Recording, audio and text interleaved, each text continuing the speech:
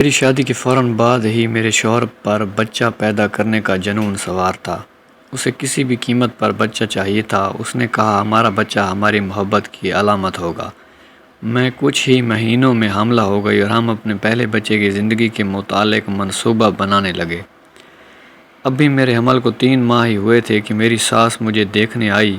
ہم سب بہت خوش تھے اور میری ساس نے کہا مجھے ایک خوبصورت پوتا ملنا ہے۔ میرے شوہر اس پر بہت خوش ہوئے اور خوشی خوشی انہوں نے بیٹے کا نام سوچنا شروع کر دیا۔ اس سے پہلے کہ وہ کوئی نام چنتے میں گھبرا گئی اور سرگوشی میں کہا اگر لڑکی ہوئی تو پھر کیا ہوگا؟ میرے شوہر نے کہہ لگا کر کہا ممکن نہیں ہے، ضرور لڑکا ہی ہوگا۔ کچھ ہی ماہ بعد مجھے طلاق ہو گئی۔ جب اسے پتہ چلا کہ ہمارے ہاں بیٹی ہونی ہے، وہ مجھے اس قاطع عمل پر مجبور کر رہا تھا۔ مجھے اپنی بیٹی اور اپنے شوہر میں سے کسی ایک کا انتخاب کرنا تھا، تو میں نے اپنی بیٹی کو چن لیا اور شوہر سے علیحدگی اختیار کر لی۔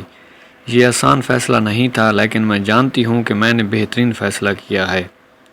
میں نے پھر کبھی شادی نہیں کی۔ مجھے نہیں لگتا کہ شادی کرنا بہت ضروری چیز ہے۔ میں لوگوں کے گھروں میں اپنے اور اپنی بیٹی کے لیے کام کرتی ہوں اور ہر دن ممتا کے بھرپور احساس کے ساتھ جی بھر کے لطف اندوز ہوتی ہوں۔